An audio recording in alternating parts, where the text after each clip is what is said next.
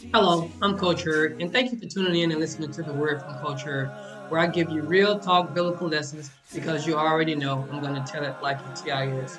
The title of the day's lesson is The Narrow Way. Let me say that again, The Narrow Way. And the lesson is coming from Matthew chapter 7, verses 13 and 14. Matthew chapter 7, verses 13 and 14. Now, this is Jesus talking, so hear Jesus' words. And this is the King James Version of the Bible. It says, Enter ye in at the strait gate, for wide is the gate, and broad is the way that leadeth to destruction, and many there be which go in therein. Because strait is the gate, and narrow is the way which leadeth unto life, and few there be that find it. So let's talk about this. The straight path, the narrow path versus the wide path.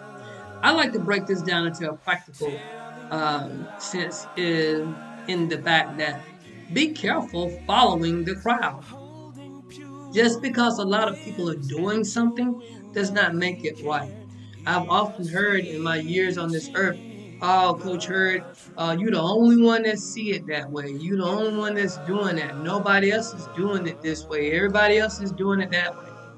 And many times, what I have found in my little short time on this earth, because I follow that path, number one, that is right, which normally is the narrow path, and those that are all ganged up together following this broad way, when the season of storm comes, I have survived. And that simply means what I was invested in and what I was doing, it prospered. And all of those who were following the crowd or the majority, theirs did not prosper and it failed. So look, when we're talking about straight, okay, is the gate and narrow is the way. Don't look at what everybody else is doing.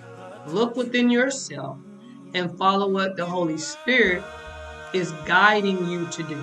And many times you're going to find out that would be in direct conflict with what other people are saying and with what other people are doing. So you have to do you.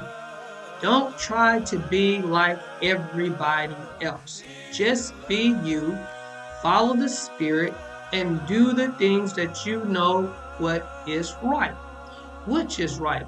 And if that puts you in direct conflict with other people, so be it. But once again, do you, I have to do me, but we both have to do right. Wide is the path. Okay, broad is the gate, all of that.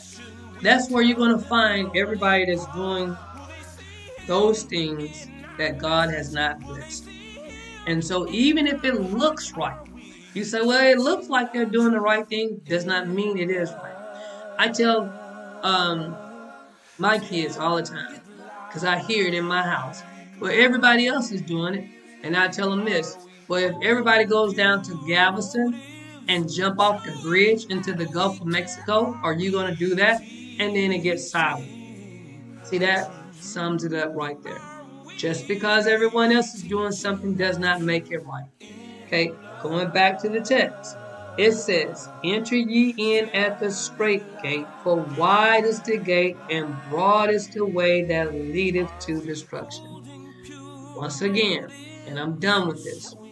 Follow your heart, follow your spirit, what is right, even if it puts you in conflict with others, put you in conflict with the majority. The majority is not always right. Okay, take the path that may seem difficult. Take the path that is narrow, and you just stay the course, go through the process, and God will put the end result there for you. But do not, once again, just follow the crowd. Hey, I'm Coach Hurd. Thank you for tuning in and listening to me, and I'll talk to you again the next time. Have a great one. Peace.